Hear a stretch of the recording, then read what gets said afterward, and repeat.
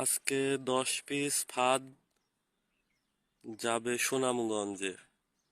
সে Saudi আরব থেকে আমার সাথে কন্ট্যাক্ট করেছে ইমুতে, এবং অ্যাডভান্স সে আমাকে 2,000 টাকা দিয়ে দিছে আমার বিকাশ নাম্বারে।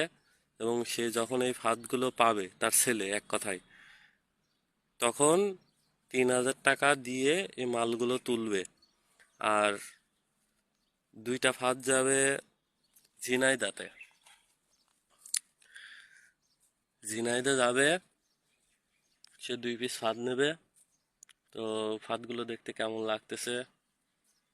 আর এটা হচ্ছে আমার রেকর্ড আমার লাইফে, যে একসাথে 10টা ফাদ একজন ব্যক্তির কাছে বিক্রি করা হচ্ছে।